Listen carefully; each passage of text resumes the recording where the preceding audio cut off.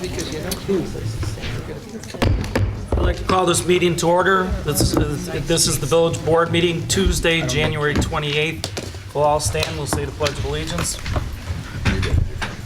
I pledge allegiance to the flag of the United States of America and to the republic for which it stands, one nation, under God, indivisible, with liberty and justice for all.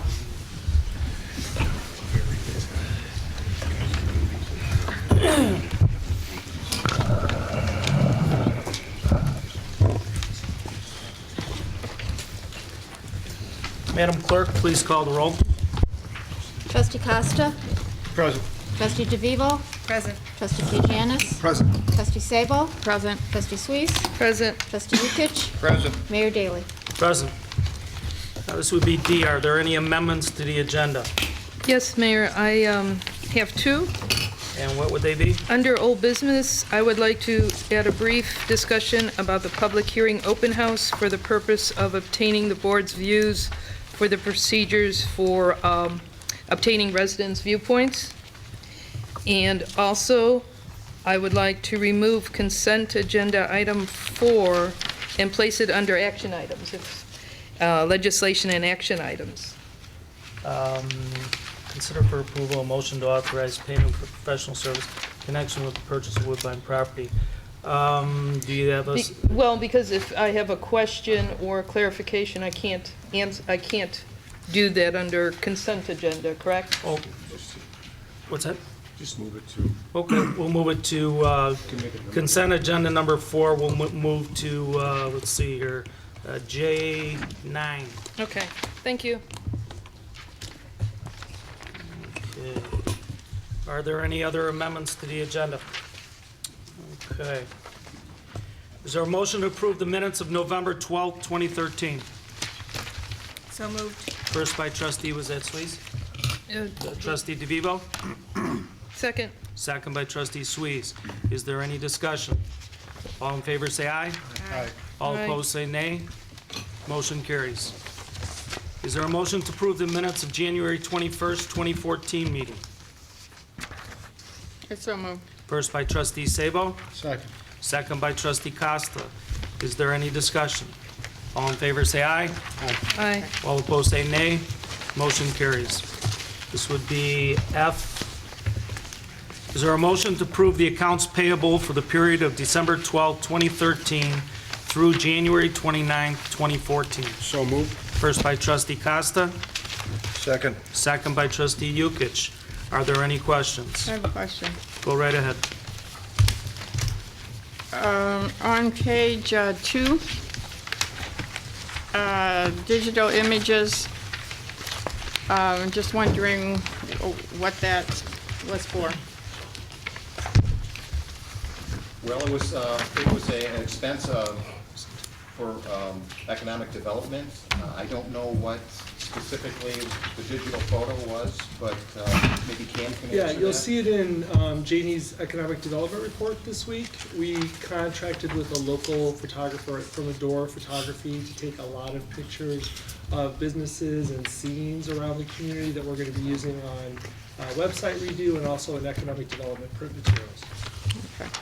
Okay, does that answer your question, trustee Siebel? Yes, that does. And then on page 3,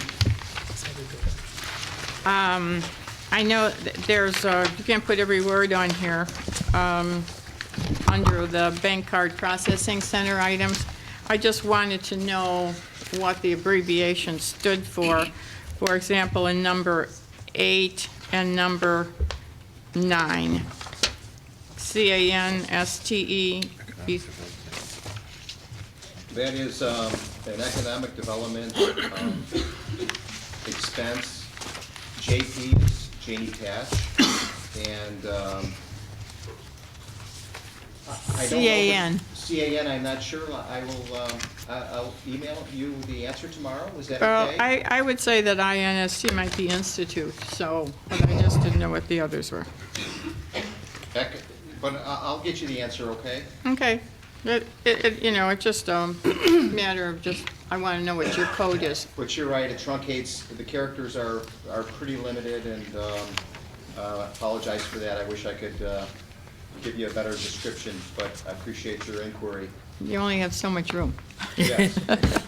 Okay, are there any other questions? I just have a quick one, Mayor. Trustees Suisse? On page 3, I was just curious, line item number 9, under AED on the bottom, for $995, what was that?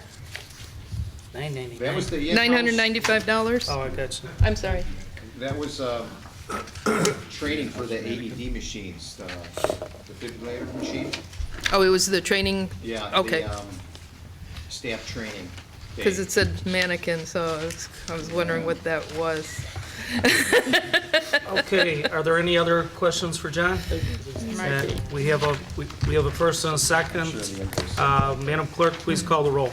Trustee Costa. Aye. Trustee DeVivo. Aye. Trustee Kajanis. Aye. Trustee Sabo. Aye. Trustee Suisse. Aye. Trustee Yukich. Aye. Motion carries. The next portion of this meeting is reports and communications from the mayor and other officers. I'll start it out. The Will County Sheriff's Office has supplied the village with the unofficial 2013 crime statistics for Homer Glen. The great news is that the 2013 statistics showed a decrease in robbery, aggravated battery, assaults, and theft, just to name a few categories. 2013 also proved to be the second safest year in the village's history.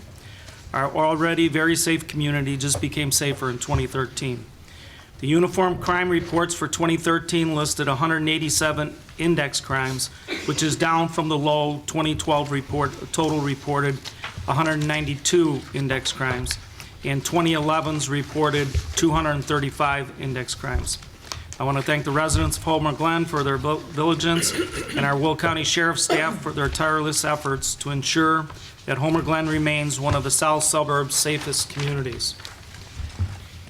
Under 159th Street speed limit in Homer Glen. I want to thank the Illinois Department of Transportation for responding to my request to lower the speed limits on 159th Street within the corporate boundaries of Homer Glen. I've examined the speed limits that IDOT instituted on 159th Street from I-57 to I-355 and found that the highest speeds posted were in Homer Glen. The speed limits were currently posted in Homer Glen on 159th Street are as follows. West of Woolcook Road, 45 miles an hour. West of South Bell to Parker, 50 miles an hour. West of Parker Road, 55 miles an hour. I requested that IDOT lower the speed limit along all of 159th Street within Homer Glen to 45 miles an hour. IDOT has granted my request for the speed limit reduction, and in the future from Gauger to Woolcook, the speed limit will be set at 45 miles an hour. Under permit revenue, in 2013, the village brought in $473,836.30 in permit revenue. This is $196,624.61 more than 2012. 2013's permit revenue is the highest total realized by the village in 6 years. There was $61,360 in contractor revenue brought in for 2013, which was the highest total in 5 years. Combined permit and contract revenue for 2013 was $535,196.30, or $199,939.61 more than the total combined revenues in 2012. Combined permit and contract revenue in 2013 was the highest since 2008. This is outstanding news and continues to prove my point that increased investments occur every day in Homer Glen. Under the 143rd Street open house tomorrow night public hearing, the Will County Department of Highways is hosting an open house public hearing at Hadley Middle School tomorrow night from 4 p.m. to 7 p.m. on the 143rd Street reconstruction project. The 143rd Street in Homer Glen is controlled and maintained by Will County. The reconstruction project will stretch from Bell Road to Lamont Road. Currently, the county plans call for the installation of unmountable medians along 143rd Street. The village is encouraging all 143rd Street stakeholders to attend this public meeting and learn more about this upcoming reconstruction project. Feedback is encouraged and plans will be available for the public to view. Manager Davis will explain the village's publicity efforts regarding this project under his report. And let's see here. Under snow removal, Highway Commissioner Mike DeVivo is here tonight to give us a brief update. Village Board regarding snow removal within the village. Mike, would you like to come up and say a couple words? Yeah, sure. If I may have a few handouts? Sure.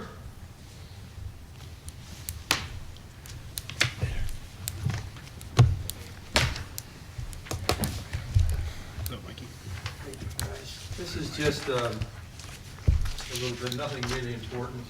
The top page is the weather reports that we use to determine the plan for the upcoming few weeks. The next page is a chronology of what we've done to date so far, as accurately as I can possibly make it. Thank you. The main reason I asked the obviously everybody's aware of the storms that we've had, the winter we've had. It's been somewhat extraordinary. And there's been a lot of media reports about costs, budgets of other communities, the amount of salt used, and inventories of salt. And most of them saying it's predominantly an issue. In a word, we're doing pretty good. As you all know, we built a salt dome 2 years ago, and that salt dome has really allowed us to better plan and to better manage our inventories for the winter. And in a word right now, to say that we're pretty much in good shape. But just to give you an idea of what we're going through, what you have here is, in this first page here, if you look across it, it's each column is a day, starting with Monday, today, and and going across for 2 weeks. When I printed this out this afternoon at 2 o'clock, if you could look at it, the second from the bottom line for each day calls for a forecasted amount of snow. And if you look, the forecasted snow, at least at 2 o'clock this afternoon, was for Thursday, Friday, Saturday, and the following Tuesday. And each one of these days calls for an event that will give us about 1 to 3 inches. When I looked at it before I came here today, the Thursday snow, or rather the Friday snow, has been removed. And the Tuesday snow has already been raised to 3 to 5, although we're probably going to see a major event, probably 5 to 7 inches, because that's been wavering since it's been predicted. So you see how difficult it is for us to really plan ahead with snow. No matter how hard we try to plan, we're more or less a reaction. But this is what we use, we plan, we look at it every day. There's another sheet that we go to the next page on this, where they'll give us an hourly report for 48 hours. And it's not on here, but it's amazing how accurate 48 hours they will be when they tell you that it's going to snow from 3 o'clock in the afternoon to midnight, and it's going to shut down for 4 hours. So we do have a lot of planning, a lot of tools, a lot of things that we can use in planning. So that's what we use. The second page, like I said, is the chronology of what we've done so far to date. Each time we went out, I try to keep a chronological report of when we go out and how we handle each event. Unfortunately, this year, because of the wind that follows every event, they kind of melt into one another, and it's hard to determine when we stop for one event and begin for another. It's not uncommon for me to keep a couple of trucks on in the overnight hours just to keep our arterial roads open. And I'm sure you're all familiar with Parker, Cedar, 151st Street, and the blowing and drifting we have there. And sometimes I have to keep crews on overnight, even though it's a short crew, it's a skeleton crew, just to maintain those roads and keep them open. And then times we don't keep them on, the police are very, very good about it. They call us out and say, hey, you got to get out here, so we got somebody out. So again, to look at events and say we're plowing and then it's over, it doesn't happen. And also on, we had issues where on the 10th of this month, I think it was a Friday, we had a rainstorm that froze. It was after a very big cold snap. The weather got warmer, and when the rain hit the ground, it froze. There's no way we could have forecasted that, where it froze, what roads were colder than others. And there's no way we could have pre-treated the roads, because it rained for a good amount of time, would have washed anything we did. So this, in and of itself, has been a difficult season. If you look at the third and fourth pages there, it's a key comparative, no days, for the last 3 or 4 seasons. And if you look at the one for the last season, we've already had 23 snow days for this season, and we've only had maybe 2 or 3 that have been over 2 inches. So we're going out there all the time, every time, for these half-inch snows that are repeating over and over and over again. And whether it's a half-inch snow or 3 or 4-inch snow, we still have to address the entire community, and for the most part, we have to address what's left on the roads by putting salt down on the ground. So the season didn't have a lot of snow, but it's been a lot of snow events. It's very taxing on us.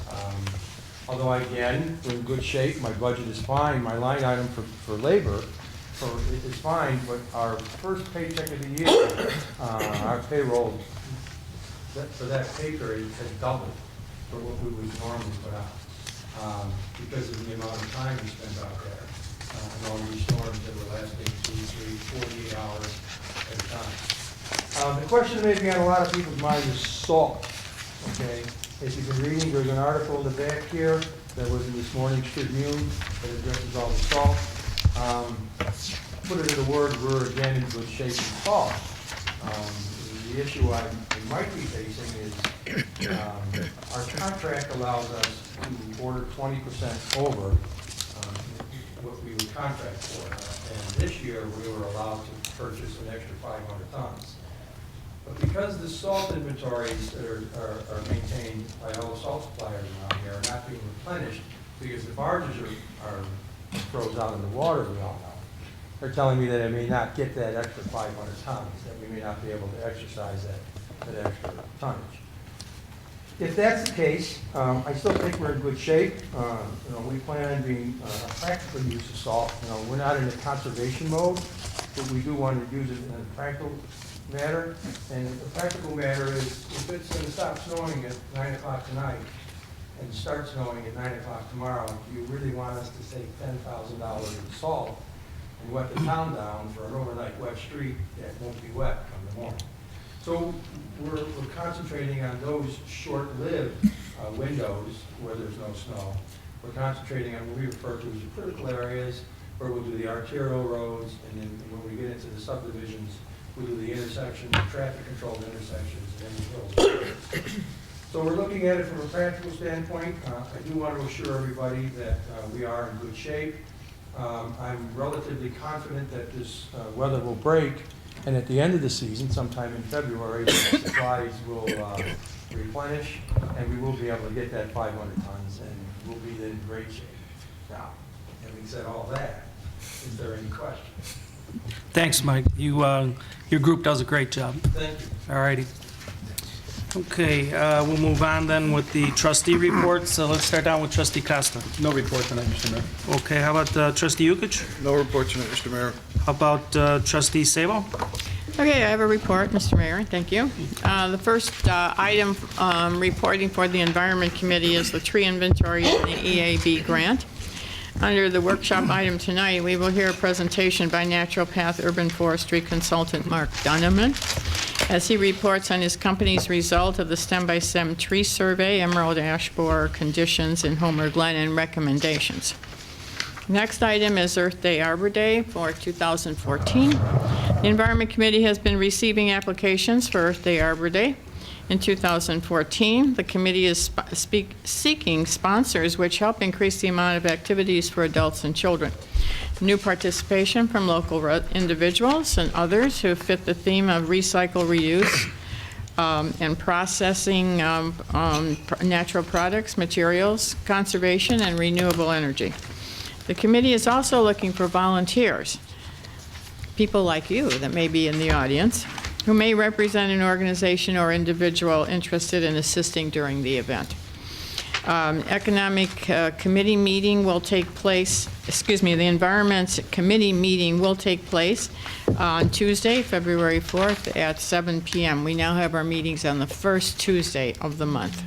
Thank you. My report. Thank you, trustee Sabo. Trustee K. Janis? Yes, Mr. Mayor, thank you. I'd like to let everyone know that the Homer Glen's Orient Cafe, they do a fine job, fine meal, is once again having a Chinese New Year celebration on Thursday, January 30th, from 6 p.m. to 8 p.m. make reservations. According to the Chinese calendar, this is the year of the horse. And if you're born under that sign, good fortune, wealth, and longevity is forthcoming. So best of luck. And it should be a nice time for everyone. They do a fine meal over there and a very nice job. Also, I'd like to just state that we met, Mr. Mayor, on your behest. I met with Trustee Yukich regarding liquor licenses last week. Look forward to having further conversations, hopefully this week. Trustee Yukich, I believe Thursday this week, we could have our meeting for the subcommittee. And that's all I have to report. Thank you, Trustee K. Janice. Trustee Suisse? Thank you, Mr. Mayor. Reporting for the Homer Harvest Days Committee, during our first meeting of the year, we welcomed 2 new members, Renea Wojnarowski and Regina Robinson. We are looking for another member, so please contact the village if you are interested in joining. We discussed at length committee member responsibilities for the event, which will take place September 6th and 7th, as well as updating all of our vendor applications. Before the meeting concluded, there was a moment of silence in remembrance of one of our members, Bernie Kucharski. That concludes my report. Thank you, Trustee Suisse. Trustee DeVivo? Thank you, Mayor. On behalf of Parks and Recreation, we had our meeting last night, and we discussed the Woodbine purchase and how the committee could contribute to the future park development through the original park plan and outreach within the community. One suggestion was to have an interactive link to the village website for public input.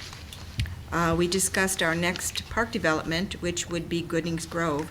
The committee voted to recommend moving forward with Phase 1 engineering and requested additional info on the grant timeframe and the approximate cost of Phase 1 engineering. The committee voted also to recommend moving forward with the Safe Routes for a School grant application, which is on our agenda tonight.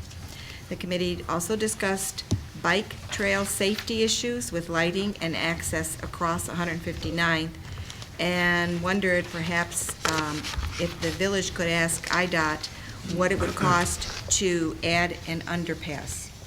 And that's my report. Thank you. Thank you, Trustee DeVivo. Does the treasurer have a report? Yes, Mayor, I have the Treasurer's Report of Cash and Investments at December 31st, 2013. It shows general fund balance at $6,105,801.95. The motor fuel tax fund had a cash and investment balance at December 31st of $1,997,616.59. The park fund had a balance of $856,040.31.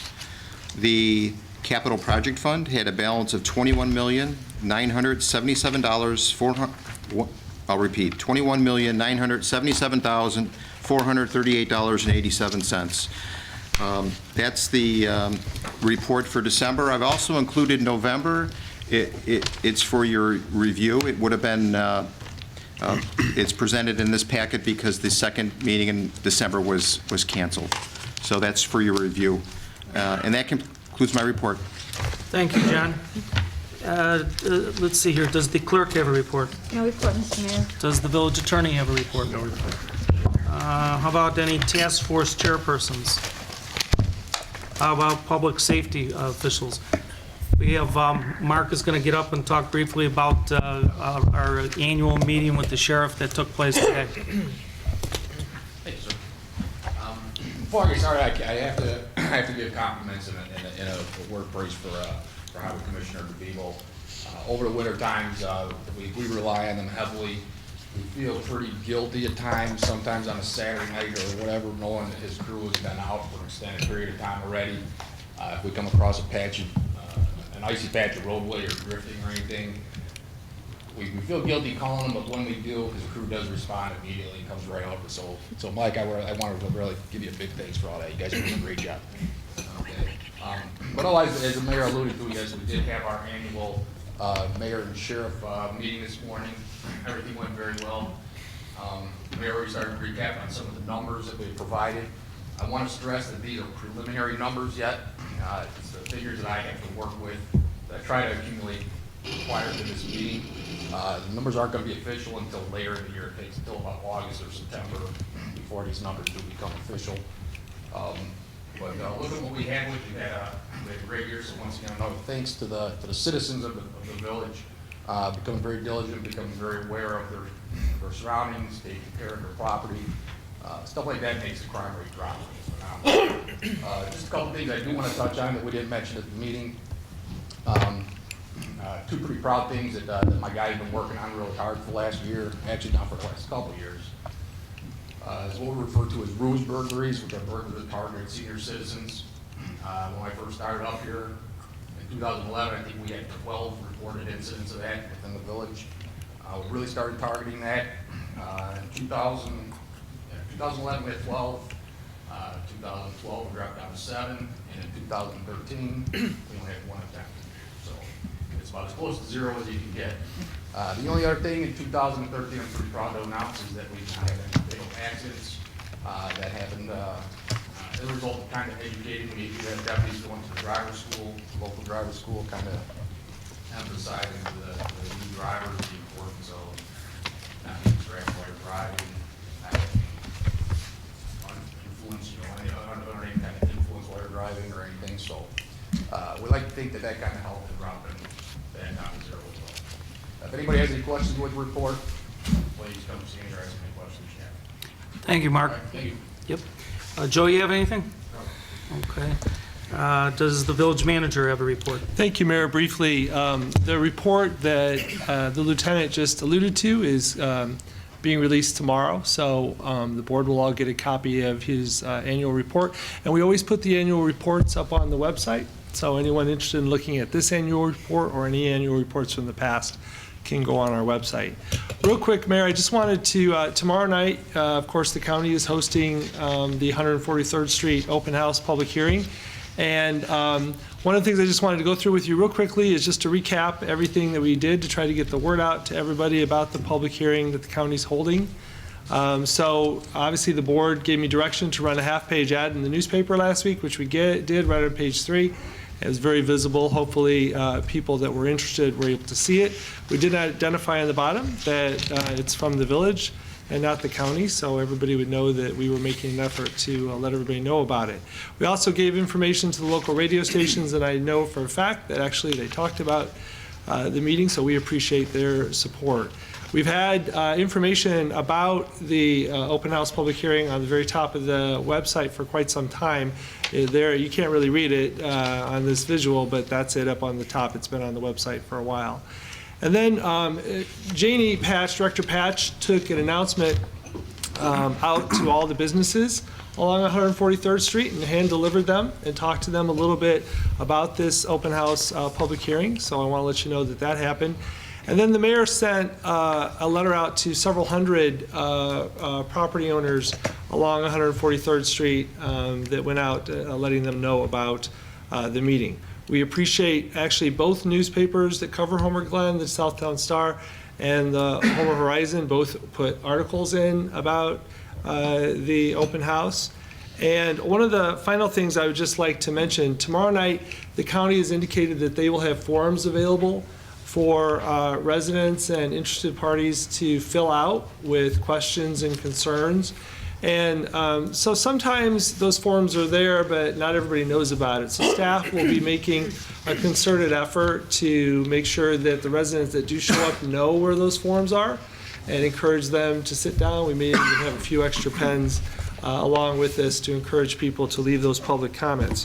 One of the things as board members, individual board members, that you might want to consider doing is you might want to consider having some conversations when you're at the meeting tomorrow with the Will County representatives, with the county board members that represent us, and maybe encouraging them to possibly hold another meeting on 143rd Street, maybe in the spring when it's a little bit warmer than 0, and make sure that the optimum number of people are fully aware of the plans. Finally, I would just say we did get, as the board knows, we got a full copy from the county just recently of their intended changes that they're presenting tomorrow. So anyone from the public who's not able to make the meeting tomorrow night but would still like to take a look at the plans that the county has pulled together, you could certainly come here to Village Hall during our operating hours, and we'd be happy to let you sit down and take a look at the plans. So thank you, Mayor.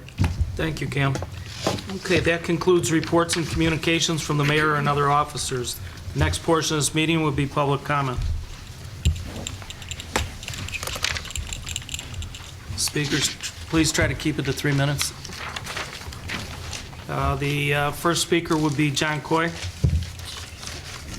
I also earlier talked to Mike DeVivo, told him that he's doing a good job, and the only thing I'm having a problem with is I got 3 or 4 neighbors over by me don't want to move the cars off the streets.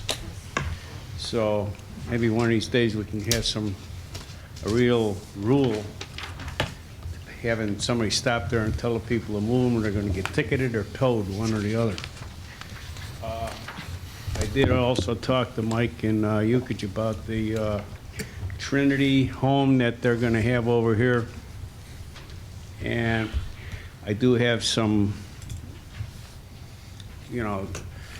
qualms about it. But again, I'm not against it, but I think there's got to be a lot of rules and regulations set up with something like this, because even like the Gifford article today with people with mental handicaps, sometimes these people should be, I hate to say it, but there's got to be some security for some of these people, but I don't know exactly, but I think Mike and George explained it, and maybe I'm totally wrong, which I hope I am, but anyway.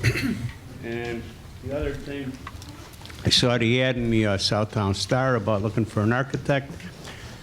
Being in construction all my life, I think you're giving them till what, first week in February, for people, the architects to send in their proposals or pictures or their Qualifications. ideas. Yeah, okay. I think it should be advertised a little bit longer than that, and to get a few more and a couple more papers would get a broader view, to other architects, not even that aren't from this local area. So we've already had 32 applications, or 32 disclosures of RFQs, qualifications. Oh. It's very well publicized. Matter of fact, Jim Ludwig is opening his doors tomorrow for any of these architects that would like to go see the building. So we're doing our best at advertising it. All right, yeah, I didn't know that, and that sounds wonderful. Okay. Another thing, we were supposed to start this year on the bike trail from Goodings Grove, if I'm not mistaken, to 159th Street. Marcia, maybe you could, are they going to do it this year? That's what it was. Mike, where are we at? Yeah, basically, we're doing one- we've completed the Phase 1 study, which was finally approved by IDOT, so the Phase 2 study is going to be starting shortly. All right, because about a year ago, there was an article in the paper that said it was supposed to start digging this year. Potentially, it still could. It all depends on IDOT approval, and then, of course, working with ComEd. All right, thank you. All right, thank you. The next speaker would be Ken, is it pronounced Hun? I have no comment. Okay. How about Dan Kenny? Thank you. Before I begin my prepared remarks, I do want to thank the mayor for getting that speed limit lowered on 159th. That is greatly appreciated, I'm sure, by everyone. First off, a little over a year ago, my wife and I decided to relocate from the urban center of Chicago to the south suburbs in order to be closer to family and to enjoy a more peaceful rural lifestyle. We hope to find an area with minimal commercial development so that our children could grow up close to nature, wildlife, and the great outdoors. We chose the village of Homer Glen based on its motto, community and nature in harmony, and its mission statement, we will strive to maintain open space, preserve our unique rural character, and safeguard our natural resources. Unfortunately, soon after moving here, we learned of the planned expansion of 159th Street, which will bring with it increased traffic volume, rampant commercial development, and increased levels of noise, air, and light pollution. There's very little that the village can do to curtail the expansion of 159th Street. However, it is the duty and responsibility of the village to vigilantly and vigorously pursue every option to minimize the environmental impacts to our natural landscape and our precious dark night sky. Homer Glen has the distinct honor of being one of only 5 communities in the entire world designated as an international dark sky community. This is an unprecedented and unique designation that Homer Glen should strive to safeguard in every way possible by limiting and restricting any future commercial, residential, and street lighting, specifically along this new corridor. There are those who would claim that a lack of street lighting would lead to dangerous driving conditions. While it is true that more traffic accidents occur at night, there is zero statistical evidence to suggest that these accidents are a direct result of low street lighting. In fact, many studies have shown the exact opposite. The #1 cause of traffic accidents is driver distraction, which would only be exacerbated by additional street lighting. The only things that will be accomplished by adding unnecessary street lighting would be additional light pollution, wasteful misuse of taxpayer dollars, and a false sense of security. The current lighting and visibility along 159th Street is more than adequate. In conclusion, I urge the trustees to responsibly petition for the absolute minimum amount of street lighting required by IDOT on newly constructed roads. I would also further urge the trustees to enforce and follow existing guidelines as set forth in the Homer Glen Lighting Ordinance for all future street lighting and development projects. Above all, I urge and I humbly implore the trustees, Mayor Daley, and all citizens of Homer Glen to remember why this community was incorporated in the first place, and to remain true to those founding principles and core values that are the essence of Homer Glen's very identity. If we cannot maintain our commitment to our most valuable natural resources, including our dark night sky, we might as well change our motto from community and nature in harmony to Homer Glen, the village that looks like every other suburb. Thank you for your time. Thank you. Just for your information, we did meet with IDOT, and IDOT intends to do the minimum lighting they can do to make it safe. We had an hour-and-a-half-long meeting with them this past week, in which 5 of the 7 people up here attended. And the outcome of the hour-and-a-half meeting was that IDOT would strive to use the minimum lighting that they could use. They don't want to spend any more taxpayer money than they have to. They don't want any more poles than they have to put up, and that was the agreement we made with them. So that's just a little update for you. Is this you, Dr. Glenn, up next?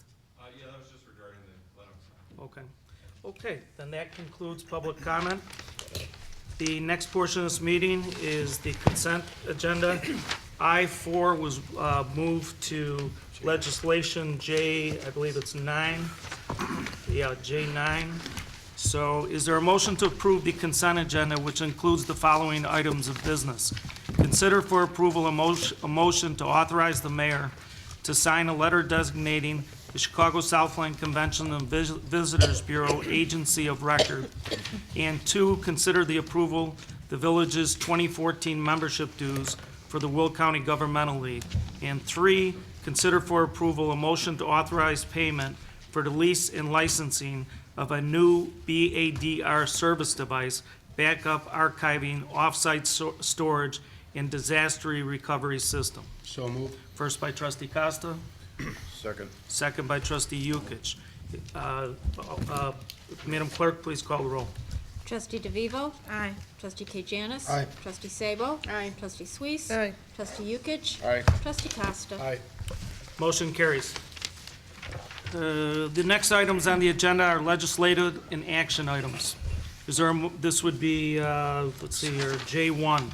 Is there a motion to approve an intergovernmental agreement between the Village of Homer Glen and Homer Township regarding the administration and sharing of expenses for Homer Harvest Days 2014, and to direct the mayor to sign said agreement?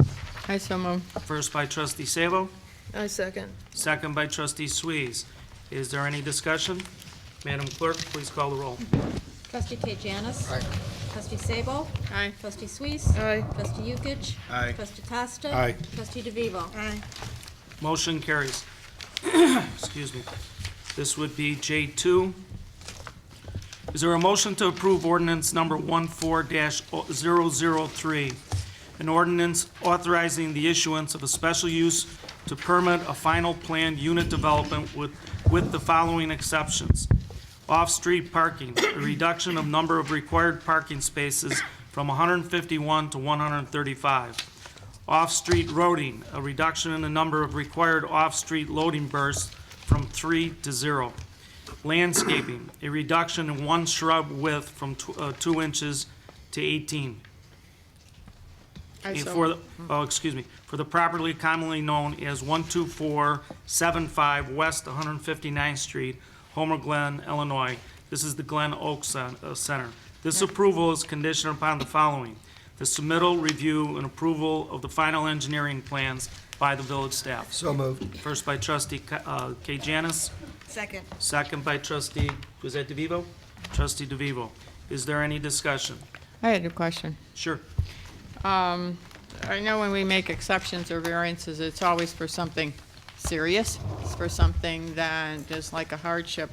And so I'd like a little more information when we go to talk about landscaping. This one shrub of 18 inches, I mean, it seems like that could have been corrected, that we don't need an exception for that or a variance for that. When it calls for a little larger shrub, why couldn't that just be done? Right, the plan, of course, the project, of course, came in years ago, and it's under a different set of standards than a project that would come in today. A project that would come in today would not even have to meet this obligation, okay, if a new project walked in the door. So that's just a frame of reference, and it's I think there's a spacing issue on this. And it's one shrub, so we're being technically correct by including it, but I understand it would have been nice had they been able to squeeze it in, but it's a spacing issue. Well, okay, it just didn't seem to be that important to get a, Right. That kind of a Very check. Dr. Glenn just doesn't want any problems, they go out to inspect it and they go, Yeah. this is what was supposed to be here. I mean, So- I've never Dr. heard of a one Also- so minor as this one. All right. And you won't see it again, because under your new regulations, this would not be allowed. Well, this is a long path for you, Dr. Glenn, and I could understand that you also live in Homer Glen. I remember back when, first time I met you in front of the planning commission with trustee DeVivo. Okay, Best of luck. okay. I had another Fine. comment. Okay, go ahead, trustees. This project's been going on for quite a while, and everyone's hung in for you, and we've renewed and renewed. And so I really do appreciate the fact that you and your group have decided to comply with the lighting ordinance. And that's important. But I just want to make a comment that pertains to all or any in the future where there's been renewals of on and on like this, that after a while, there's so many new ordinances or adjustments in ordinances that take place that really the applicant should be brought up to that standard and to be held to that standard, and saying, instead of saying that in, I'm just going to throw out a year, 2005, you can still comply with the ordinance in 2005, but you don't have to comply with anything that we've done up to 2013. So I think we ought to take a look at that. Years go by, times change, we've improved, we want the property that comes in that's going to be new to meet the standards that the other new properties are meeting. Right, one of the good things going forward, Trustee Sabo, is that we really don't have that many projects that are as old as this one. There's just maybe one or a couple, so we won't be faced with this too much in the future. Well, and if we are, I know there's one. But, There's two.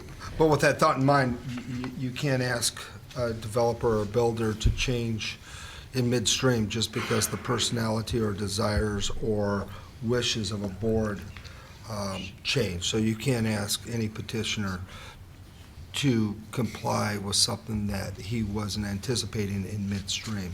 So you can't change rules and ordinances to suit oneself. To Dr. Glenn's credit, he's hung with it. He's done a great job working through the process over all these years. Now the big question of the day, when are we breaking ground? Well, as soon as spring comes, we get financing in line and start to price it out. Good. So this year. Good luck. Good luck. Okay, Madam Clerk, please call the roll. Trustee Sabo? Aye. Trustee Suisse. Aye. Trustee Yukic. Aye. Trustee Costa. Aye. Trustee DeVivo. Aye. Trustee K. Janice. Aye. Motion carries. This would be J3. Is there a motion to authorize staff to prepare and submit a Safe Routes to School grant application for the extension to the village's Heroes Bike Trail System between Pin Oak Drive and Goodings Grove School? So moved. First by trustee DeVivo, Second. second by trustee Costa. Is there any discussion? Madam Clerk, please call the roll. Trustee Suisse. Aye. Trustee Yukic. Aye. Trustee Costa. Aye. Trustee DeVivo. Aye. Trustee K. Janice. Aye. Trustee Sabo. Aye. Motion carries. This would be J4. Is there a motion to enter into an intergovernmental agreement with the County of Will for the provision of animal control services? It is understood that this agreement is for a 3-year period. So moved. First by trustee Costa, Second. second by trustee Yukic. Is there any discussion? Madam Clerk, please call the roll. Trustee Yukic. Aye. Trustee Costa. Aye. Trustee DeVivo. Aye. Trustee K. Janice. Aye. Trustee Sabo. Aye. Trustee Suisse. Aye. Okay, this would be, motion carries. This would be J5. Is there a motion to assign a Class E liquor license, temporary license, to Shady Oaks Camp for Sunday, February 2nd, for a Super Bowl fundraiser located at 16300 South Parker Road, Homer Glen? So moved. First by trustee Yukic, second by trustee K. Janice. Is there any discussion? Mr. Mayor? Yes, sir. Just a very brief comment. Yep. We've all heard they're kicking ideas around in case of inclement weather. What if the Super Bowl is on Sunday? It's basically, if the Super Bowl is Saturday or Monday, the license is good? Yeah. Okay, I just want to make sure that's on the record. Okay. Thank you. Okay. Good Madam question. Just Madam to make Clerk, sure. please call the roll. Trustee Costa. Aye. Trustee DeVivo. Aye. Trustee K. Janice. Aye. Trustee Sabo. Aye. Trustee Suisse. Aye. Trustee Yukic. Aye. Motion carries. This would be J6. Is there a motion to approve the proposed changes to mayor and the village board's SOPs .002 and .003, and to approve the annual review with no changes to SOPs .001 and .004 through .010? So moved. First by trustee, which one was that? The DeVivo? Second. Second by trustee Suisse. Is there any discussion? I have a quick question. Go right ahead. Is on, I'm sorry, on SOP number 2, the red numbers, is that just to update and correct the current numbers? Is that why Yes. that's being all changed? Those are updated to last year's audited balances. Okay. Okay, any other questions? Madam Clerk, please call the roll. Trustee DeVivo. Aye. Trustee K. Janice. Aye. Trustee Sabo. Trustee Suisse. Aye. Trustee Yukic. Aye. Trustee Costa. Aye. Motion carries. This would be J7. Is there a motion to approve ordinance number 14-004, an ordinance amending ordinance number 13-43 entitled Limited Area Groundwater Ordinance, prohibiting the use of groundwater as a potable water supply by the installation or use of potable water supply wells or any other method in the designated area of the village of Homer Glen? So moved. First by trustee Yukic, Second. second by trustee Costa. Is there any discussion? I do have one Go question, go Mayor. right ahead. We're still allowing residents to put in a well if they want it for watering their grass and for the pools, correct? That won't alter that? Well, in this particular area, they cannot put in any kind of underground well for potable water. But I don't know that there, in this particular area that's platted, there's no residents. Okay. Okay, any other questions? Madam Clerk, please call the roll. Trustee K. Janice. Aye. Trustee Sabo. Aye. Trustee Suisse. Aye. Trustee Yukic. Aye. Trustee Costa. Aye. Trustee DeVivo. Aye. Okay, this would be J8. Is there a motion to direct the mayor to respond to IDOT's request for direction by notifying IDOT that the Village of Homer Glen would like the Phase 2 design of the 159th Street Improvement Project to include street lighting at 3 intersections only, and that these 3 intersections are Parker Road, Bell Road, and Bell Road South. It is understood that the village has requested that IDOT install the minimum amount of lighting necessary, and that wherever possible, combination poles are to be used. I so move. First by trustee Sabo. Second. Second by trustee K. Janice. Is there any discussion? Madam Clerk, please call. Yes, I Go have right ahead. discussion. Yes, I'd like to pass something out, just to give comparison to, actually, let's see,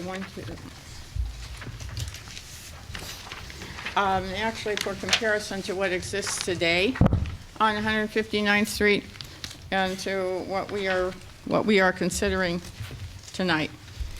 And just to review, on Sunday I drove up and down several times on 159th Street, and on Wilcoke Road, I know we're not considering any lighting there because Orland Park is not, the three legs of that is theirs, and we're not going to put any lighting there.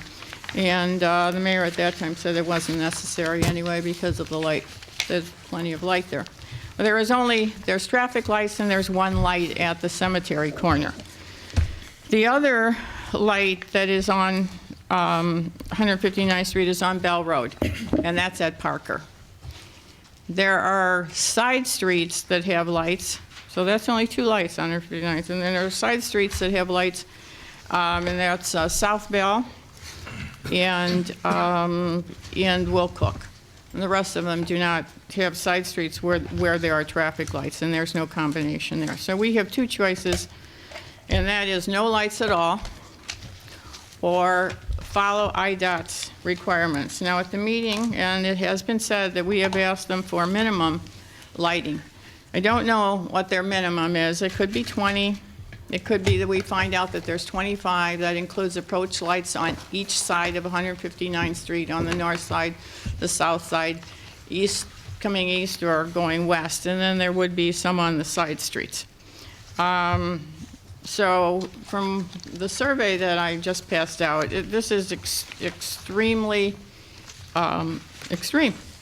And I wish that there would be a compromise, because we really are overlighting. And if we look at Route 30, Route 30 does have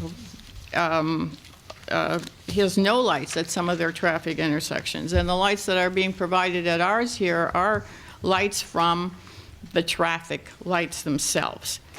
So I don't think that we have any say on our side streets, even though that is not their jurisdiction. And right now we live in twilight. And with the amount of lights that they will be putting in at these intersections, twilight will become daylight at night. And so we're really concerned too about the intersection between South Bell and Bell, that they are close together and that there could be continuous lighting between those two intersections. And there is a similar one on Route 30, although it's longer, they do have continuous lighting. So this meeting the other day, how many meetings have we had with them, Cam? Is it 7 now? You've discussed lighting at 7 meetings. I don't think you've discussed it with IDOT that many, but you've had multiple discussions with IDOT. Now, IDOT is willing to give you the minimum lighting that they're going to do. You're not going to tell them that they're going to go below the minimum standards that they can do. They just won't put it in. I feel with the amount of cars that we currently have on 159th Street, which the traffic count is north of 20,000 cars a day, 150 bus trips a day, all the different activities that take place after school is closed, at the gymnasiums, basketball games, baseball games, soccer games, swimming events. The 159th Street is going to have a lot of cars on it, and the traffic count is only going to get greater. So I'm very satisfied with the minimum that IDOT will do, knowing that the question was asked that if we needed more lighting, it could always be added at a later date. But the minimum they would do is, according to their standards, is what they said. They can't draw up their plans without direction. We told them we'd give them an answer tomorrow. So the question in front of you is, do you want no lighting, or do you want the minimum standards on 159th Street that IDOT's willing to do? Trustee Costa? Thank you, Mr. Mayor. Yeah, I wasn't able to make the meeting on the 21st because of course, work, but I did read our minutes, and it seemed like you know, the questions were asked, and they answered the questions the best they could. But, I remember some months ago we discussed this, and we kind of, I don't want to say agreed to, but my idea when we walked away from the other meetings is that, all right, if we have lights at the lighted intersections, that would be if you want to say the maximum lighting on 159th, that's what we'd like to see. After that, the question came in front of this board, they have the lit street signs. I personally don't like them. I think it was more of a personal preference. And I believe even at that meeting, we said, well, we're going to have lights anyway, so we don't need to have lighted street signs. So in my mind, I think putting them at the 3 intersections is the thing to do. I would like to see the plan when they get done, if what they consider the minimum. And really, when we look at it, it's our decision. I mean, they're not saying you have to have lighting, No, but they're saying that if we do elect to do it, they will put the minimum in though. So Right, that's good. they're asking for an answer. They're not going to draw their plans up And I without an agree. answer. I personally like the lights at the intersections. I think that safety is a big thing. It also makes you aware that's an intersection coming up. And 159th Street is a street that you're going to have people coming off the highway that are going to be going through our community that aren't real familiar with it. And I think the lights will be important, but I also don't want to make it look like a community to the east, south, north, or west of us that's well lit. So at the corners, I'm fine with it.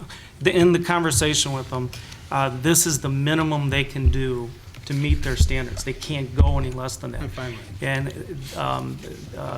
they need an answer so they can put the plans together. Without an answer, they can't put the plans together. They're not going to do them and do them and do them, you know. So we told them we'd get them an answer. George, you were at the meeting. Yep. You have something to say? Yeah, it's real small. We went out to look at one of the Trinity homes the other day, and when we left, it was right on Route 30. So I drove from about I-80 and Route 30 all the way down to LaGrange. That is a 4-lane highway, 6 lanes in a couple of areas. When you got to Marley, going east, you went approximately 1.5 miles to 2 miles with not one streetlight whatsoever. In front of the high school on Route 30, there are no lights, 0 lights. You don't get lights until it gets to businesses. A lot of the lights are from the business. Certain streets, when you got down to Wolf Road, Cedar, not Cedar, God, what was it? I don't remember the street name. But they did have some lights coming on both sides of the street by a red light, but not for long periods, or not long stretches. But like I said, they did have a couple street lights with no lights whatsoever, and then you had virtually no lights until you got to an intersection. That's your choice. No. All I'm saying is, I think that we should have some lights, but I would like them at the intersections. But you don't need a ton of them. I mean, But they're, you were there, so you get it. Maybe people that weren't there don't get it. They have transitional lighting that is based upon speed limits, it's based upon lighting that bleeds over from one area to another area. That's how they derive what the minimum standards they can do. It isn't, I don't believe, a black and white, real easy thing like that.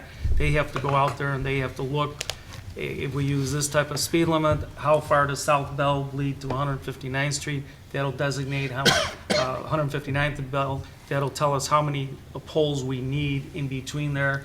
Same thing goes up at Parker. But they said to us, and we were all there, or 5 of the 7 of us were there, that they will do the minimum. Right. So there's just two. Everybody has their druthers on this issue, so there's 2 issues here. Either you don't ask them to do any lighting, or they're willing to do the minimum for you. No, I would like to see what the minimum is. They won't do the plans without it. That's fine, but I mean, I don't have a problem with them doing the plans on it. The only thing that we had a concern was South Bell Road going past that. So I mean, it's not going to be anything that's lit up with the speed limit that we're going to be at. Speed limits from 30 down has a lot less lights. 30 to 45 has more lights. Anything above 45 has even more lights. Faster you're going, the more lights they have for transition. Between 30 and 45, they said maximum would be 5, well, could be 25. Maximum would actually be 20, but it could be less than that. But we still need, you do need some lights, but like Margaret said, I can't see just loading it all up, but we have to see what they're gonna do for the minimum, so I say let's at least let them go ahead and cut it in for the minimum and see what we got. Okay. Any further discussion? Yeah, and just for the record, I'm not for doing the maximum, lighting it up like it's the 4th of July, as either. But I'm looking at for the safety aspect on what the experts say is the minimum for safety. As Trustee Sabo knows from last winter, we worked together, her committee and my committee, on a lighting ordinance because the lighting ordinance we have today in place is not adequate. Through attorney's review and also the review from Flagstaff, Arizona, I believe his title, I might be wrong, village manager or whatever his title is, on his viewpoint on our lighting ordinance. We came to an agreement on many, many points on our International Dark Sky Society ordinance that has not been brought forward to this board at this time. Hopefully in the near future it will be. So when we speak about lighting ordinances, we've done a lot of work. I spent, it seems like thousands of hours on this. It could be thousands of hours, but a long time on this lighting issue. But when it comes to public safety, again, our children, our families, our husbands, our wives, our neighbors, it can't be a compromise. You got to have safety. Okay, I think we know where everybody's at. Well, I'd like to comment. The fact is that my proposal is not an unsafe proposal. My proposal of a compromise provides lighting at the intersection. It just doesn't provide lighting in the IDOT's road right-of-way. It provides the lighting in our road right-of-way as close to the corners you possibly can get. As far as safety, again, is concerned, I don't want to see anybody get hurt because they didn't see, but we know that, and it has been mentioned tonight, and that it's a matter of concentration. Is someone really looking when they have the accident? Do they say, I didn't see it? I mean, that's a great way to say, that's also another way to question, were they really paying attention? Brighter does not mean safer. Okay.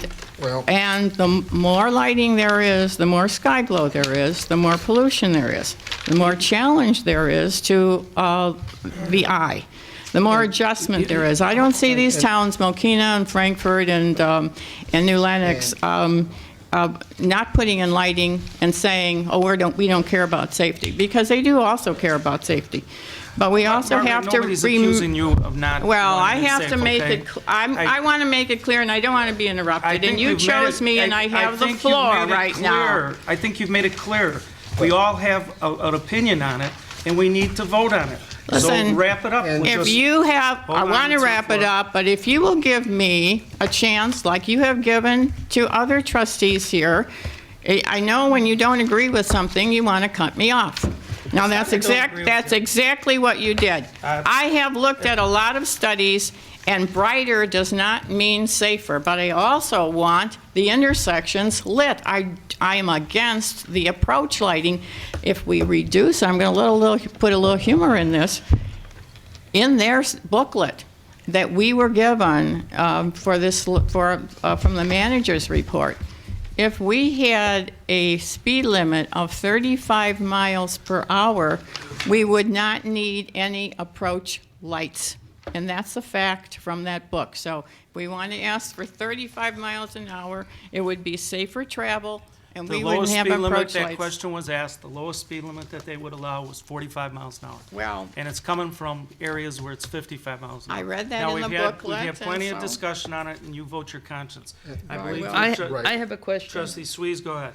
No, just so I understand this, so we're voting on this just to see their plan. We're No, not giving them the no, go-ahead. They're not gonna do their plan until you tell them what you want. And they Okay, are so it's offering you. either or, Yes, okay. it's either or. They have stated they will do the minimum amount of lighting at these intersections that they can do to stay within standards to keep it safe for IDOT standards, okay? That's what we're voting on. Madam Clerk, please call the roll. Trustee Sabo? No. Trustee Suisse? I can't agree, no. Trustee Yukich? Aye. Trustee Costa? Aye. Trustee DeVivo? Aye. Trustee Kajanis? Aye. Motion carries. Okay, then we go back to, I-4 was a consent item that got moved for a question to legislation, which was, is there a motion to approve payment for professional services rendered in connection with the purchase of the Woodbine property? I believe, is there a first? So moved. First by trustee DeVivo, I second. second by trustee Swees. Now, trustee Swees, you had a question. Yes, thank you. Since we haven't previously seen the attached paperwork, I would just like a clarification so I can better understand this. When the certification took place last February, the amount shown on page 12, Where are we at now? on page 12, the Oh, amount, I- the amount for the certification that took place last February of almost 2.6 included the land and the buildings, according to the description shown on 2. So my question was, the bank was not negotiating anything less than the 3 million, and that was accepted by the village. But in both cases, the building and the land were included in the equation. Is that correct? You know, when they compared the certification and when we did the proposal and we accepted the 3.3. I was just clarifying that the land and the building were included in both. Is that? I'm really not understanding the question. Hey, did we purchase the building and the land? Is that what you're asking? No. You know, well, like when they certified it, at one point I thought it was just land, but according to the description on 2, it was including both. So the description, the certification, and the purchase price was both then based on land and building? Yes. Okay. Okay. That's, well, thank you. I knew what you were saying. Okay. You got me a little confused there. No, Anyway, we have a first and a second. Is there any further questions on I-4? Madam Clerk, please call the roll. Trustee Swees? Aye. Trustee Yukich? Aye. Trustee Costa? Trustee DeVivo? Trustee Kajanis? Aye. Trustee Sable? Aye. Motion carries. That concludes legislation and action items. The next portion of this meeting is a workshop. The workshop presentation from Natural Path Urban Forestry Consultant, Mark, is it Dunneman? How do you pronounce the last name? Dunteman, on the results from the village's tree survey. You can start your presentation anytime you want, Mark. I would like to introduce him. Mine wasn't good enough? Well, I have some more to say. Oh, okay. Yours was good. I just had some more to say. Go right ahead. Okay, because the manager had asked me to make a presentation, so that's. Okay, great. Okay. Go right ahead.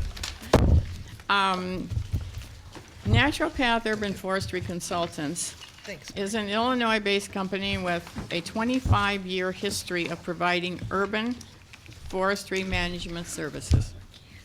Since 1988, this company has inventoried over 1.8 million street and park trees in over 200 communities in the United States and abroad.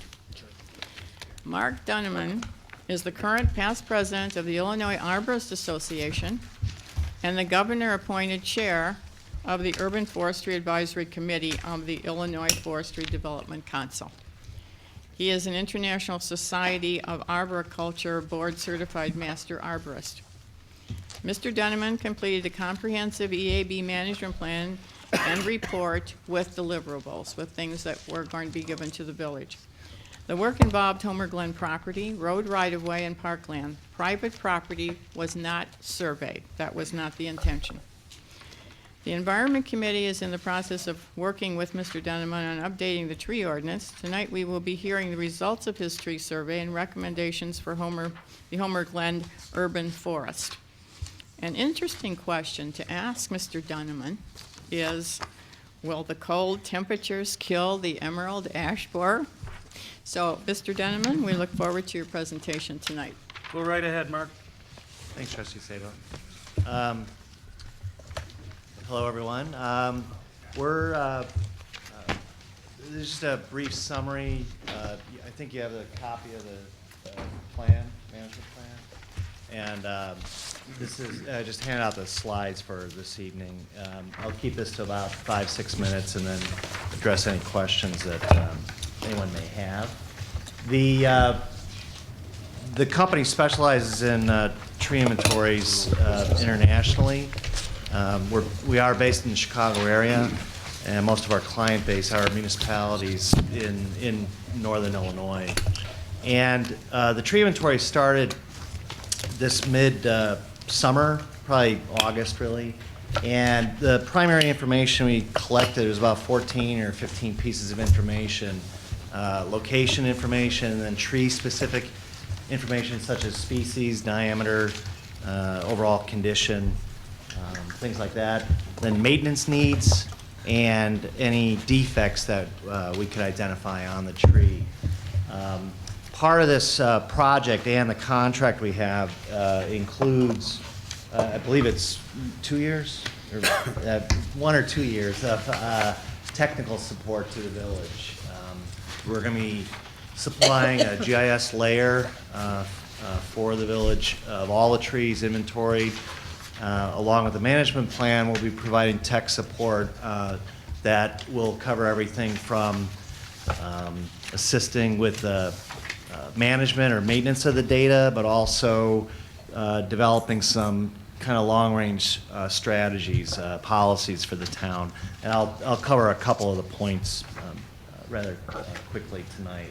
So this project specifically included engaging the community. So we actually had the environmental committee and residents, included a couple of trustees coming out and inventorying, training on the inventory methodology, and then using the equipment to inventory one of the subdivisions in the data. So it was actually a good day-long exercise to get an idea of what sounds like a fairly simple procedure is actually a little bit more complicated, but there's also, I try to invoke as much of what some of the long-range policies may be derived from the data being collected. So it was very fruitful. I think at the high point we had 10 or 12 people out evaluating trees. So it was a nice Saturday. So I wanted to cover just real briefly some of the defects that we focused on. One obviously was emerald ash borer in the town. The photo's not the best, but the top one shows a tree. None of these defect images are from Homer Glen, so, but they are kind of representative of the defects and issues that we're looking for. What you're seeing are these kind of white spots on a green ash tree, and that's actually from woodpecker damage trying to get into the beetle. So it's a very strong visual indicator of heavy infestation in the tree. And then the lower images just show canker and types of cavities and decays we're looking for. Typically for any community, when we inventory for defects, we're looking for structural issues that the town should be aware of, and then possibly through time deal with them. There weren't a lot of large issues in the town here. But, and the last defect listed here is decline. This is a hackberry that's in significant decline, and we list decline because it's the type of issue on certain trees that you don't really want, any town really doesn't want to be investing a lot of money into a tree that it's senescing, it's on its way out. So it's really better to get the tree out and replace it with a more viable replacement. I'm going to just cover a couple of the findings, summary findings quickly. This is the species distribution of the just over 7,800 trees we evaluated. Silver maple is number 1 out there, then followed by red maple, green ash, flowering pear, Norway maple, and so on. One rule of thumb that we work with, and we invoke it in the management plan, is that really any species that's represented by more than 5% in the population would be considered overplanted. And so there are a number of species here that have been pretty heavily emphasized in the town. This is very typical, so it's nothing to admonish at all. It's very, very typical. One issue, well, there's two key issues here. One is that silver maple is a very, very high maintenance tree, and so as the tree matures, cost of maintaining that population will increase. And so it's really a species that it was overplanted in the past because it's a fast grower, but it also has a lot of maintenance issues associated with it. And so over time, reducing its presence and replacing it again with a broad range of higher quality, lower maintenance trees would be a benefit to the community. The other thing on the species distribution here I want to point out is the ash. If you look at green ash and then number 8 down is white ash, the total number of ash in town comprise about 16% of the street trees. That's an issue in that in time, probably most of those are going to have to be removed if chemical treatment doesn't occur. I'm not advocating necessarily chemical treatment, but I'm just saying that it's something to anticipate, and we address some approaches to addressing the issue of EAP again in the plan. There are quite a large number of species that are underutilized in the town, and so working with the environmental committee and the village staff, just trying to diversify some higher quality, lower maintenance species out there. We're seeing Kentucky coffee tree on the left, there's a Japanese tree lilac in the middle, and that's a scarlet oak on the right. Diameter distribution, as you can kind of imagine, Homer Glen's a fairly young town. The size of the trees, these are in 6-inch size classes, it's 70, 60, yeah, about 70% of the trees are 12 inches and under. This is, as you go closer into the city, say like Oak Park or Elmhurst, the average size of the street trees are about 18 to 20 inches in diameter. And that doesn't sound like a very large difference, but the average here is about 9 inches. And when you have say the township, Mike and the township crews maintaining the trees, these are trees that are still reasonably accessible from the ground. That will play a role in some of the maintenance recommendations. Condition overall, the town's dominated by trees that are in the subdivisions at least, are in reasonably good condition. They're, it's kind of odd because trees are, I'll show you a chart in a minute on their monetary contribution, but trees are one of the few assets that towns have that actually increase in value in their contribution over time. It's only when they start to senesce or decline as they get older and over mature that they become a liability. But as they increase in size, their benefits, I'll just go to this right away, their environmental benefits to the community is really quite large. This is, we ran the data through a U.S. Forest Service cost benefit program. It's a shareware application. We're supplying that data to the village too. Is that the existing 7,800 public-owned trees, this is just public-owned, the annual contribution in dollars is about $680,000. This is based on energy conservation, CO2 uptake, oxygen creation, stormwater retention, and aesthetic value.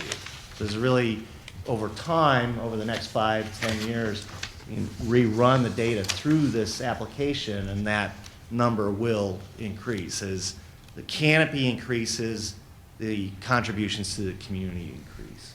So, I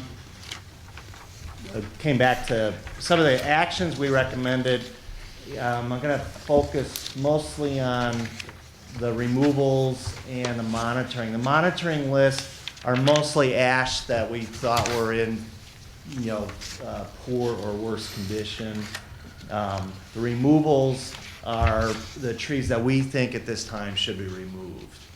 Now, when we first interviewed for the contract, the project, we made it very clear, we make it this clear with every community, that when you do a tree inventory, the number of removals goes up, because we're evaluating every single tree.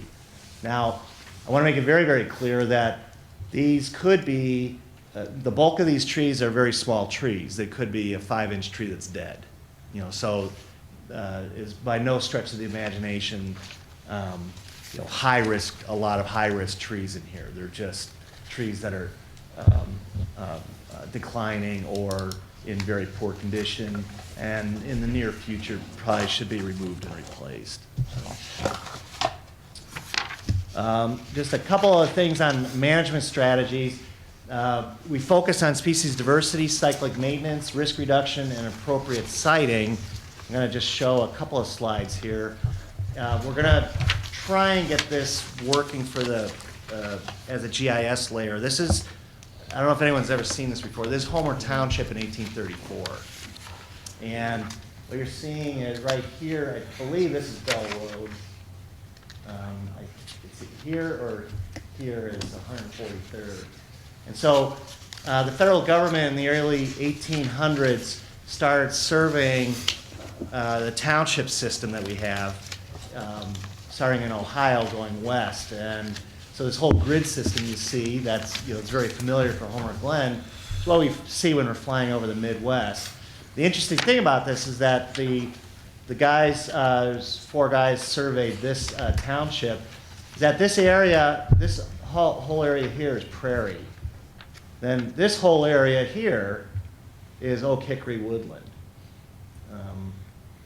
And so what'll be interesting is that being able to kind of make this fit with, as a GIS layer, we'll be able to overlay some of the areas of the town that still have oak woodland, forest reserves and whatnot, but also trees on private property and some public-owned trees that any oak that is 39, 40 inches in diameter in the township, based on studies we've done, are over 200 years old. And so any of those trees that size that are still standing today probably predate this map for the township. So it's an interesting kind of cultural and ecologic perspective for the community today. I'm always intrigued by these maps because if we can get it in the GIS system, there's a technology from 1830s that can still be applied to modern day GIS mapping systems.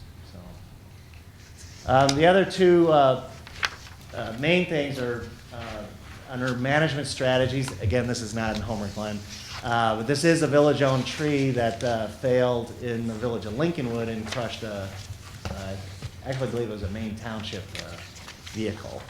Part of what we do, I do a lot of expert witness work in litigation cases involving risk, and so we're very cognitive about any issues that we identify out there. We didn't really actually find a lot in Homer Glen, but we'll be working with Mike and with the township and the village on removing anything or getting things out that are maybe of concern. The second is as ash come out of, this is actually about tree placement. On the left you see a American elm, and on the right you see a green ash. And we really push the appropriate siting of trees so that it's not a long-term burden to the town. And what you see here is the green ash on the right was planted at some time with the thought that the American elm was eventually going to get removed. And it was planted way too close to the tree. And so when the American elm, if it dies from Dutch elm disease, what you have left is this completely misformed tree that's going to be a higher maintenance and live a shorter life than if it was planted a little bit further away. And so all these elements are really trying to minimize keeping costs down for the village into the future. So last couple of slides just on emerald ash borer.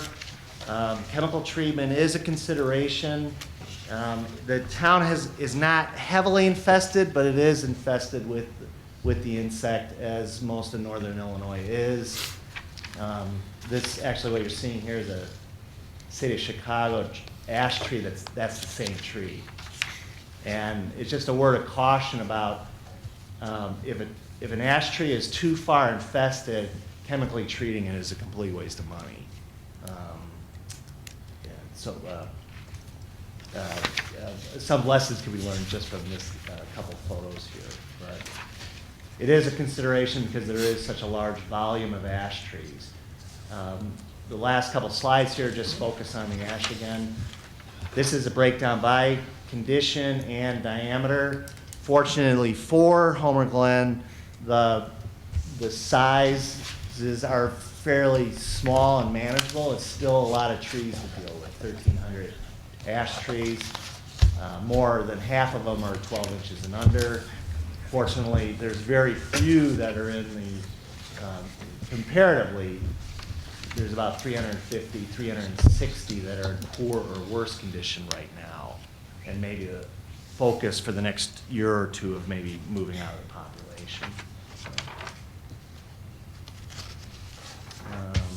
My just last comment is on Tree City USA. The village of Homer Glen is a Tree City USA community, and the inventory, the data from the inventory in conjunction with having Tree City USA will be a strong impetus for future like planting grants and maintenance grants that are still available. So I really encourage the town to keep up on the environmental committee on maintaining the Tree City status. So, it was a little bit longer than I wanted to go, but I'd really entertain any questions people may have. Thank you for your presentation. Trustee Costa? I would like to ask you the question that Trustee Sabo brought up. Will the freeze kill the boar? It's not completely eradicated. I mean, it's more than likely that it won't get rid of the boar completely. So it may postpone or delay some of the damage, but it's pretty unlikely it's going to completely eradicate it. So. Does anybody have any questions? Okay, thank you very much. Okay, thank you. Yep. Were there any questions from the audience might have? Does anybody from the audience have a question for this gentleman? No. Okay, that concludes our workshop item. The next order of business here is old business. I believe Trustee Swees brought something up about 143rd Street and the meeting tomorrow night. Trustee Swees? Right, I think the manager hit on a few things, but I just wanted to open it up for the board discussion to see if they had any other ideas on how we could capture residents' viewpoints or record them, other than maybe having them write something down on a form. Sometimes at these public hearings, they have a court reporter, and you can go, and I know we contacted the county, and I don't know the answer whether they're bringing one or not. No, they said they were going to have paper copies and for people to write down their comments on them, so that's what they're providing tomorrow. Okay. Right. I do know that there's going to be at least, I think, 3 staff members there, and I know that Trustee Sweets said she was going to be there, and I'm sure there'll be other trustees.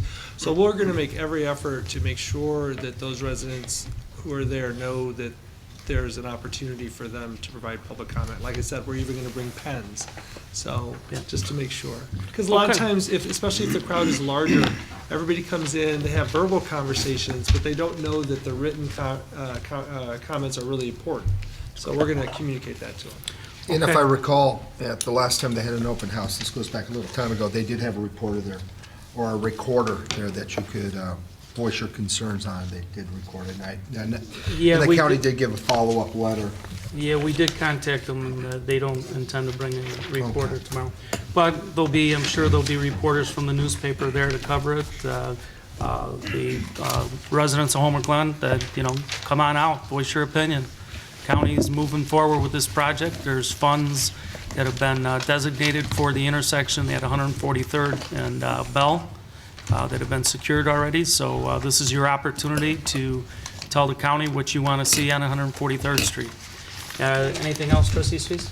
No, I think Trustee Sabo had. Trustee Sabo? I had an idea. Did you say that the county was going to provide forms to fill out, or we are? In answer to my question about a court reporter, they said that they were going to have forms for people who attended the meeting to write down their comments and questions. And then I think what they do is I think they take them then and compile them all together. I think they have someone transcribe them out. Okay, to address trustee Sweegs' how do we get that information out to them that we would like them to sign? And I would think that if we could have somebody standing at the door, and as a resident comes in, give them a form and say, we'd like you to respond. Right, that's going to be the focus of staff tomorrow when If we're so, there. if somebody's at the And- door, this would help. Right, and any of the trustees who are attending, if you want to join into, that'd be great. Okay, thank you. Is there any new business? Okay, then I'll Well, I entertain. thought there was another, didn't you have another? Oh, okay. Okay, I did have something under all this. Okay, you know, we've purchased Woodbine, we've had an agenda item on Woodbine tonight. And I would like the trustees to think about their ideas for Woodbine, both inside and out.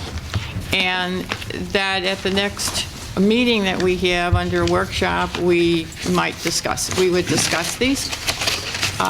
Because residents are asking questions, you know, about concerning the publicity that they hear, and you know, what are your ideas? And I think publicly this would help. If we would discuss this at the next meeting. I'm not sure if it'll fit on the next meeting, but we will get to a workshop item on it. I know if you'd like to see the building, I was there today with the village manager. We went through the entire building. Mark was with us from the police department. Joe and Scott have also gone through the entire building to look at. So what time is it? So in my report this week, I mentioned that Mr. Ludwig has very graciously agreed to take any trustees through the entire building from one side to the other.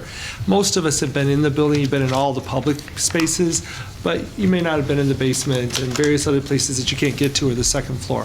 So he just asked that if you wanted to do that, he'd prefer if we tried to organize it through either me or through Heather so that he didn't have a bunch of people calling. Okay, so this is going to happen So you'll see that in my tomorrow. report this week. Is there a time for tomorrow, though? Tomorrow is for the architects to Only. walk through, yeah. But Only architects, and that's okay. going to be not as detailed a tour as probably you would want to get with Mr. Ludwig. It takes about an hour. Yeah, they have the plans on, what is it, digital, or what is it? Is it digital, the plans? We've digitized all the plans for the building because they had a remodel recently, so we were able to have all the plans for the building. So it's one thing to see them digitized, it's another thing for them to walk through the building and get a flavor for how do you turn this into a municipal type of building, so. I would actually suggest that and by all means, if you want to talk about it at the next meeting, that'd be great. It would be a more productive conversation about the building if everybody had a chance to walk through it first, because then you really are able to visualize the different potentials, so. Okay. Is there any new business? Okay, then I would entertain a motion to adjourn. So moved. First by trustee Yukich. Second. Second by trustee K. Janis. All in favor say aye. Aye. All opposed say nay. Meeting adjourned.